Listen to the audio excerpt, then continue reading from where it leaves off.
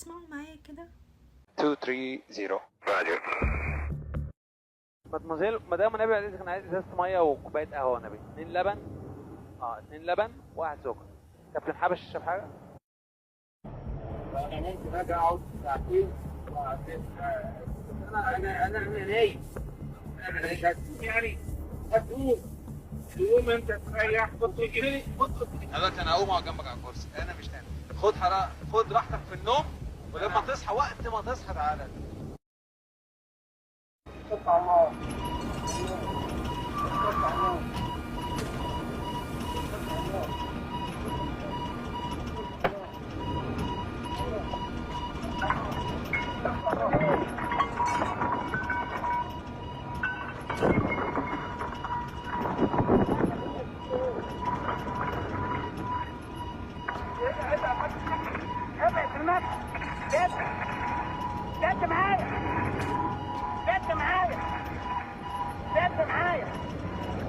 في لحظات ممكن كلمة واحدة تغير تفسير حادثة كاملة، ودي حادثة من أكتر الحوادث غموضا في تاريخ الطيران المصري. كلمة توكلت على الله اتكتبت في ملفات التحقيق الأمريكي كدليل على الانتحار.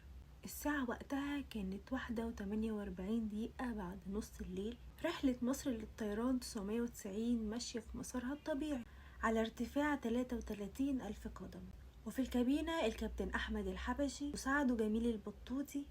الحبشي هنا قال جملته العادية: بعد إذنك يا جيمي هروح الحمام وارجع. خرج والباب اتقفل، وبعد ثواني أصوات طقطقة وارتطام، وبعدين صوت واضح ومكرر: توكلت على الله، توكلت على الله.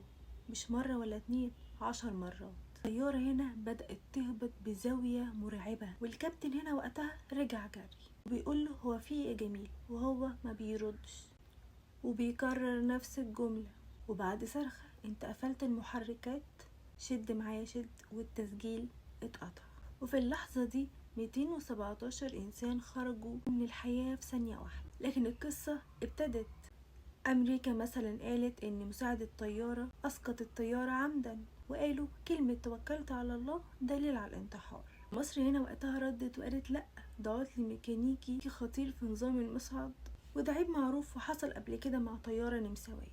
وبين الاتهام والنفي طلع شاهد جديد، وهو طيار ألماني بيقول إنه شاف جسم غريب بيعدي من جنب طيارته قبل سقوط الرحلة بثواني. وظهر هنا تفسير أكتر رعبا: إن شقيقه البطوطي الرحلة كان عليها 33 شخصية عسكرية مهمة، خبراء في الذرة والبترول، وده وقت كافي لضربة صاروخية. صاروخ أول يصيب البدن، الطيارة تهبط فجأة، والبطوطي يبدأ يقول توكلت على الله وهو بيحاول يعدل وضعها. صاروخ تاني يفجر ديل الطيارة. مفيش جثث، مفيش أشلاء، أنسجة فقط، والحقيقة لسه محدش يعرف. هل كان جميل البطوطي منتحر؟ ولو بينتحر ليه يحاول يرفع الطيارة تاني؟ ولو بينتحر ليه يحاول يرفع الطيارة تاني؟ وليه هنا الكابتن قال شد معايا؟ والأهم كلمة توكلت على الله، كانت دعاء ولا قرار؟